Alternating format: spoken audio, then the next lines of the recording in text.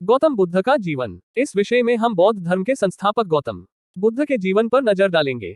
सामग्री की तालिका। गौतम बुद्ध का प्रारंभिक जीवन। बुद्ध का ज्ञान प्राप्ति का मार्ग। संघ का गठन। गौतम बुद्ध, जिन्हें सिद्धार्थ गौतम और भगवान बुद्ध के नाम से भी जाना जाता है, को बौद्ध धर्म का संस्थापक माना जाता है। उनके अनुयायियों को बौद्ध कहा जाता है। गौतम बुद्ध को आमतौर पर बुद्ध के रूप में भी जाना जाता है, जिसका अर्थ है एक प्रबुद्ध व्यक्ति जिसने पीड़ा और अज्ञानता की स्थिति से मुक्ति पा ली है, निर्वाण की स्थिति प्राप्त कर ली है। गौतम बुद्ध का जन्म पूर्वी भारतीय उपमहाद्वीप के किनारे हिमालय की तलहटी के ठीक नीचे एक राज्य में हुआ था। भगवान बुद्ध का जन्म शाक्य वंश के प्रतिष्ठित परिवार में हुआ था। उनके पिता शाक्य वंश के मुखिया थे और उनकी मां एक कोलियान राजकुमारी थी। गौतम बुद्ध का प्रारंभिक जीवन। गौतम बुद्ध का जन्म 623 बीसी में दक्षिणी नेपाल में स्थित लुम्बिनी प्रांत में हुआ था। उनका जन्म हिमालय की तलहटी में रहने वाले शाक्य वंश के एक कुलीन परिवार में हुआ था। शाक्य वंश के मुखिया शुद्धोधन उनके पिता थे, जबकि उनकी माता माया एक कोलियान राजकुमारी थी। ऐसा कहा जाता है कि दरबारी ज्योतिषियों ने भविष्यवाणी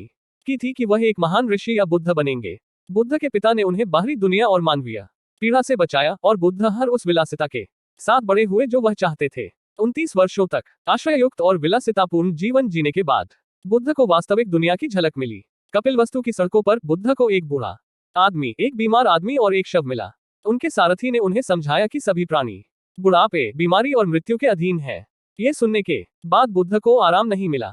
लौटते समय रास्ते में उन्हें एक भटकता हुआ साधु टहलता हुआ दिखाई दिया। उन्होंने समझ लिया कि वह एक तपस्वी बनकर इन सभी कष्टों को दूर कर सकते हैं, और फिर उन्होंने कष्टों की समस्याओं के उत्तर की तलाश में अपना राज्य छोड़ने का फैसला किया। बुद्ध का ज्ञान प्राप्ति का मार्ग। पीड़ा की समस्याओं के उत्तर की तलाश में बुद्ध ने अपनी पत्नी को बिना जगाए चुपचाप विदा किया और एक तपस्वी का साधारण वस्त्र पहनकर जंगल की ओर प्रस्थान कर गए। उन्होंने 2 शिक्षकों के साथ काम किया, अलारा कलामा और उद्रका रामपुत्र। अलारा कलामा से उन्होंने सीखा कि अपने दिमाग को शून्यता के क्षेत्र में प्रवेश करने के लिए कैसे प्रशिक्षित किया जाए। उद्रका रामपुत्र ने उन्हें सिखाया कि मन के एकाग्रता क्षेत्र में कैसे प्रवेश किया जाए, जो न तो चेतना है और न ही बेहोशी।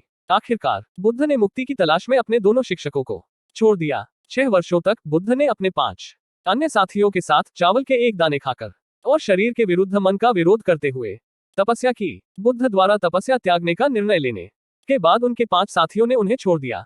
एक गांव में बुद्ध को सुजाता नाम की एक महिला ने दूध की एक डिस्क और शहद के कई बर्तन भेंट किए थे। इसके बाद वह नैरंजना नदी में स्नान करने गए और फिर बोधि वृक्ष के नीचे बैठ गए, जहां उन्होंने ध्यान लगाया। 7 दिनों के बाद वह मानवीय पीड़ा की जंजीरों से मुक्त हो गए और प्रबुद्ध व्यक्ति बुद्ध बन गए। संघ का गठन। ज्ञान प्राप्ति के बाद बुद्ध अपनी प्राप्ति के बारे में लोगों से बात करने में झिझकते थे। उनका मानना था कि अधिकांश लोगों के लिए इसे समझना बहुत कठिन होगा, लेकिन ऐसा कहा जाता है कि भगवान ब्रह्मा ने उन्हें अपना निर्णय बदल दिया। बुद्ध अपने शिक्षकों अलारा कलामा और उद्रका रामपुत्र को खोजने के लिए वापस गए, लेकिन उनकी मृत्यु हो चुकी थी। फिर वह अपने 5 साथियों को खोजने गया जो उसे छोड़ गए थे। बुद्ध ने वाराणसी के पास स्थित डियर पार्क सारनाथ में अपने 5 साथियों से मुलाकात की और उन्हें अपने जागरण के बारे में आश्वस्त किया। यह पहली बार था जब बुद्ध ने धर्मचक्र चलाया। 5 साथी प्रथम संघ बन गए, पुरुषों का एक समुदाय और बाद में महिलाएं भी, जिन्होंने बुद्ध की शिक्षाओं का पालन किया। उन्होंने पूर्वोत्तर भारत में छोटे समूहों में यात्रा की, धर्म की व्याख्या की और भोजन के लिए भीख मांगते हुए ध्यान का अभ्यास किया। संघ का विकास। बुद्ध 49 वर्षों तक भारत के गांवों और कस्बों में घूमते रहे और धर्म का प्रचार करते रहे। कई राजा उन्हें जानते थे और उन्होंने संघ के विश्राम स्थलों के लिए बगीचे और पार्क दान किए, जहां लोग उनके पास आते थे। बुद्ध ने संघ के लिए नियमों का एक सेट विकसित किया, जो प्रतिमोक्ष नामक विभिन्न ग्रंथों में संरक्षित है। इन ग्रंथों का पाठ हर 2 सप्ताह में संघ द्वारा किया जाता था। गौतम बुद्ध के अंतिम दिन। बुद्ध की मृत्यु 80 वर्ष की आयु में सुअर का मांस या मशरूम खाने के बाद हुई।